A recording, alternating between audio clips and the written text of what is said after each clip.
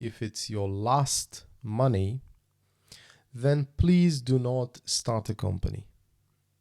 That's my very simplified reply to those people who are wondering how much is going to cost, how much budget should I allocate to start a company in China and Hong Kong. Before we go ahead and talk about this topic, hello, my name is Jasur. I am the legal representative of a company called JR & Firm. If you're new in this channel, we assist entrepreneurs, companies to enter the Chinese market mostly, and we assist with company formation, liquidation, special licenses, onshore, offshore bank accounts, and also with special licenses, and provide visa, residence permit assistance as well, both in Hong Kong and China. Now, from different parts of the world, we naturally receive emails, questions regarding the budget of company formation and starting a business in general in China. And some of those emails sound like that company or a person, they don't have much budget. They don't have funds actually to start a company, but really they really try, right? You can see that from the email. You can see that they are really trying to enter the Chinese market. And to them, to be honest with you, my short reply would be, please, if it's your last money, don't start. Because just like in any country, China is especially more challenging. China is a new country, new jurisdiction with new policy, new language, and of course, besides from technical costs that you spend on company formation, you are going to have a lot of costs as well, a lot of expenses. This starts basically from renting your office all the way to operational costs. And if you sponsor any work, residence permit under this company for your director, for your supervisor, then obviously you will have the living costs as well, especially in the first early days. You don't have any income coming to this company, and it's going to be extremely challenging. So if you ask me, this is my budget, like let's say $2,000 or $3,000 budget, and I want to start a company in China, is it enough? I say, no, it's not, like nowhere near to be enough. Why? Again, first of all, company registration service fees. Again, I'm going to mention it here.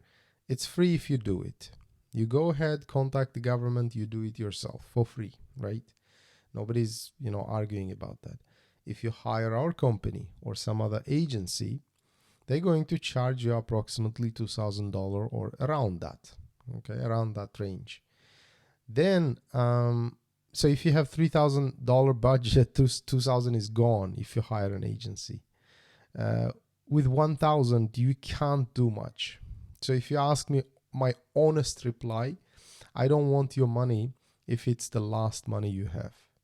And my advice will be just wait until you have all those, all that budget and, funds to basically start operations in China. Because technical costs are one thing, but operational costs are more important for your company, both in China and Hong Kong and any other country for that matter. If you're entering the US market, like physically entering, not just on paper, but physically you want to hire, you want to start, you want to rent an office there, and you start physical operations, business operations. Of course, company setup fees are nothing compared to operational fees. So what you have to really calculate is, this is for everyone who is a fresh starter. Of course, I'm not talking to people with a lot of experience. It would be ridiculous for them to start when they don't have the budget, right? So mostly this type of questions come from inexperienced entrepreneurs or new companies. Even like they have some operations, let's say in Dubai or in India or Pakistan, But it's a new company, relatively new company. You can see from their email, maybe 1 or 2 years old company, and they don't have much experience in business, and naturally they do make mistakes. So they calculate very tight budget. They calculate or think, okay, let's just take the risk. We're going to enter the Chinese market or Hong Kong. We will just have this $3,000 or $4,000 budget, and we're going to start the company and send somebody there. But that is not recommended at all, guys. Nobody's going to tell you, especially all these company formation agents. They're not going to tell you what's going to happen post registration. Because again, if you tie your company director visa, company supervisor visa to that new company in China, you will have this requirement from the immigration that the company must operate. They don't really care about development stage of the company. For immigration, it really doesn't make a difference for them, because they are giving you this work visa, work permit and residence visa in China context. And all they want is your company to be operational from day one. That's it. So day one, you have to be making money already in the company. And that's the requirement, because when you go for extension of your visa, they're going to see all of that proof. They're going to ask for the copies of the bank statements of the company. They will ask the bank statements of the director and the supervisor if there is one. And they will check like the revenue, taxes, tax records basically, and salaries, right? If you cannot provide them, the visa simply is going to be cancelled. They will not extend the visa. It's not flexible, unfortunately, like in some countries where you can say, oh, I'm sorry, we couldn't do it. Can you give us some chance? No, it doesn't happen. Chinese immigration is extremely strict when it comes to this kind of excuses, so to speak, because in the beginning you basically, in other words, when you're applying for residence permit and work permit through your company, you are basically promising to the government that this company will operate. Why? I'm on the side of the immigration on this one, because I mentioned many times, China is one of the rare countries, if not the only one, which allows foreign entrepreneurs to relocate without capital injection. Bear that in mind. Really important point. Try that same thing, same structure in many other countries. 99% of the countries out there. Try starting a company and then try relocating there. Take an example of the US, take an example of Canada, take an example of Japan or Singapore here, or even Hong Kong. You start a company, you want to relocate. First thing you will meet is the capital injection, the investment requirement. Nobody's going to let you just, okay, you start the company and then come relocate and you run your company. No. In most of the important jurisdictions, it doesn't exist anymore. Maybe like 20 or 30 years ago, maybe some of the jurisdictions were letting people like that to relocate. But, most of them, 99% of them, they don't exist anymore. But China, so therefore I really support, actually, I'm on the side with the immigration here. In China, you don't have to inject any capital. That's already a huge kind of favor, quote unquote, for entrepreneurs, especially for trading company owners. And let's be honest, most of the products come from China, so it's not a secret at all, actually. So if you're a trader, you want to be in the place where the product is produced and manufactured, then China is giving you this opportunity actually to start a company, no capital injection, and relocate there. Not only yourself, actually you can take your family too without capital injection. So, but there is a catch. So when you are applying for work and residence permit, you are telling the government that this company will operate. It will make enough money to pay you a salary and will make enough money for operational costs, obviously. So therefore, I think they are 100% right to demand and check the company's operations, basically, when you go for visa extension. So therefore, coming back to the earlier point, actually, if you have a very tight budget, I know it's ridiculous from a service provider, coming from a service provider, but still, I want to be very, very, transparent with our potential clients who will contact us later on. If you have a very tight budget, please do not start a company. Because previously, a few years ago, we took some clients like that. And nowadays, actually, we don't take any more with, people with tight budgets or companies with tight budgets. I actually go ahead and take the initiative to tell them that your budget is limited. Please wait a few years. Please wait until you have enough budget for registration and plus operation. If you don't have visa attached to the company, then we can understand, you might not need operational cost in a sense that you don't have any employees in China.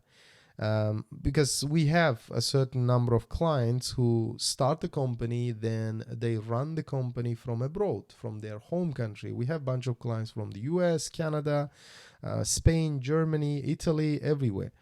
So, and Dubai, many clients, they start a company, go back to the original place where their operations are, basically. So if you are one of these, then yes, we can say, with the tight budget, we can stretch it.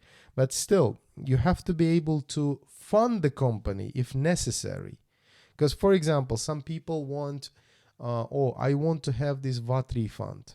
Okay, from my China company. Yeah, perfect. We can do it. No problem. But VAT refund requirement is you need to maintain a physical office. That's a requirement. It's not flexible. Some people say, can I just rent an apartment so I can use that as office and then I can use as my residence whenever I visit China? No, you cannot do that. Just please understand you cannot do that. This is, again, being unprofessional here. And also, it signals that you don't have the budget. It really signals that you don't have the necessary budget. Because if you're a serious company, then you do things by the books, right? By however it is required, then you have to just obey. It's not, maybe in some countries, maybe in some, I don't even know which country that you can negotiate with the tax office or immigration on these matters. So obviously China, it doesn't allow you to negotiate these kind of things with them, right?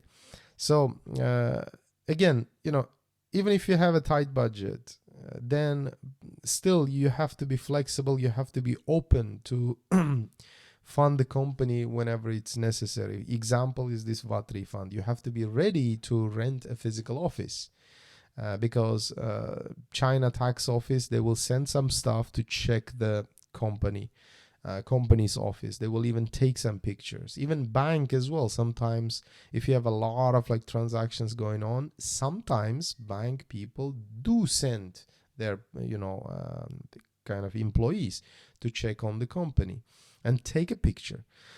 So all I'm saying, again, to summarize, if you ask us, right, how much is going to cost, and you think that you have a very tight budget, you don't have much money to spend, my one advice will be, do not start a company in China or Hong Kong or anywhere until you have enough funds to sponsor the operations, to fund the operations of that branch or subsidiary or a new company. I don't need your money if it's your last money. We don't need it, for God's sake. Why? Because it will, be problematic to work with such clients, because they don't have operations, they don't have active business, no cash flow, basically, and don't take me wrong, we worked with such clients before, and they constantly ask for like installments for different services, for add-on services like contract drafting or some legal representation. Yeah, that's not a good situation. So again, before expanding into China, make sure you have enough budget. And if anybody, like not us even, some other agencies, if they try to like tell you, oh, you can pay our services by installments and that's it, they will never ask you, do you even have enough budget? Do you have like a thorough plan to make this China branch operational? Then please really be careful, because if anything, like JR and Firm, our company, we are not after clients. We're not here to hunt clients as many as possible. At most, we take around 10-12 clients a month, and that's it. If that certain month is full, then we're not going to take more clients. Even if we take, we make sure that we have enough people to handle the applications and the processes. Because again, we try to focus on the quality, not the number.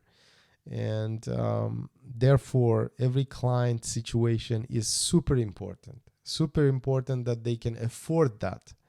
If you cannot afford that, you constantly asking for discounts or installments because your budget is very tight, then it's not a good situation. My advice will be, take a step back, make sure you have enough budget, make sure you have enough resources, and also on top of that, actually make sure you have a very detailed business plan, at least for yourself. You know what you're doing.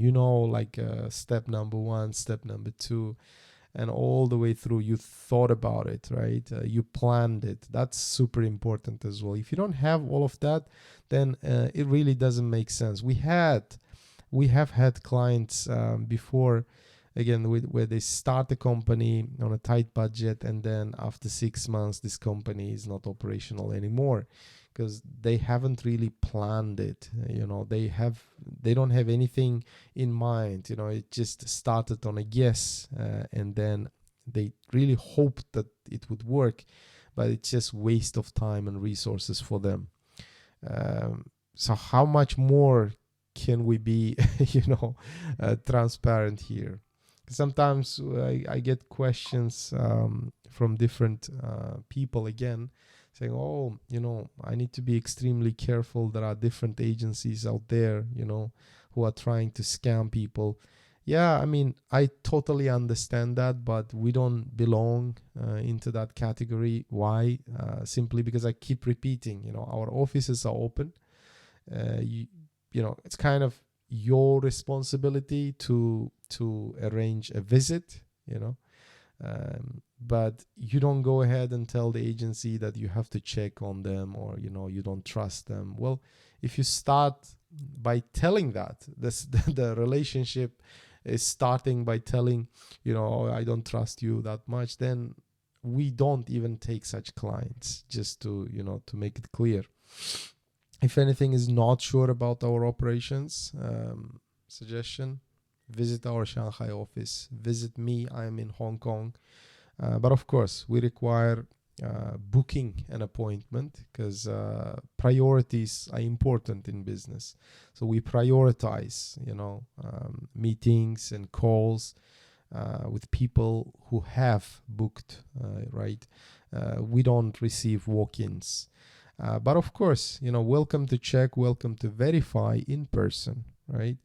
And then, after talking, you can make a decision.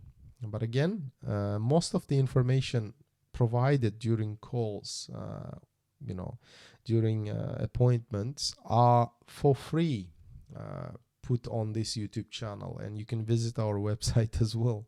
Most of the questions I answered through the articles on the website. But of course, really value clients who take the time and prepare before they book a call or before they come to meet us. And those kind of people are really, really, valuable in our client base as well. Why? Because they create post-registration business, both for them and for us as well. That's super important. So therefore, we try to focus on companies and entrepreneurs with experience.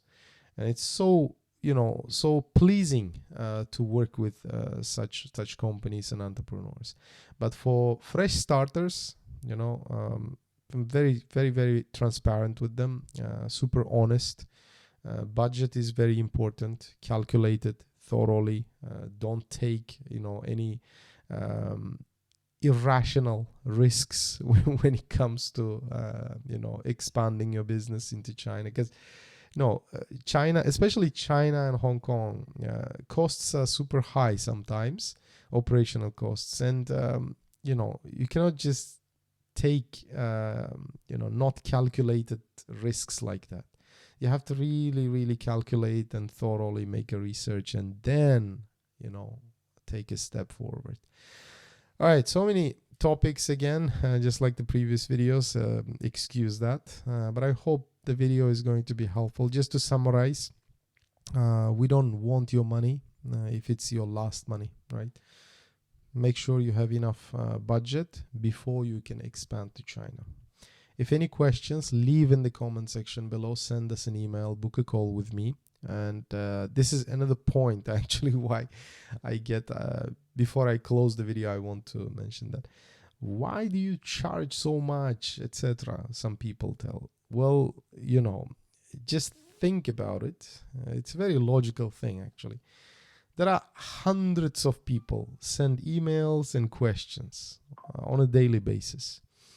And we need to prioritize. We need to really prioritize who is serious, who is not serious. Because we're not a call center, right? You cannot just call and ask all sorts of questions, which are most of the time, I'm really sorry, most of the time are easily found on our videos or on the website. You can just go on the website and find all these technical questions. You read through them. And most of the time, China registration or Hong Kong registration, bank account, work visas, policies don't change, haven't changed much, so therefore we need to really prioritize who is calling and who we should pay attention to. If it's just a random caller, no, it's a policy, we don't do that, because again, we only take 10-12 clients a month, so we have to really prioritize. That's why the consultation is charged. Actually, it's ridiculous to explain that, because for serious companies, serious entrepreneurs, it makes perfect sense. That's it. It 100% makes perfect sense. You are a serious entrepreneur, you step forward. And so we know that this is a serious entrepreneur. You don't end up signing up for our services, then you're paying for the resources and time we spent talking to you and meeting you and explaining stuff, right? Answering to your questions. You end up signing for our services, then we usually deduct that consultation fee. That's it. It's like a win-win situation. So, okay, not going to distance myself too much from the earlier topic. So send an email, leave in the comment section below if you have any questions, and book a call with me. I'll talk to you in the next one. Thank you.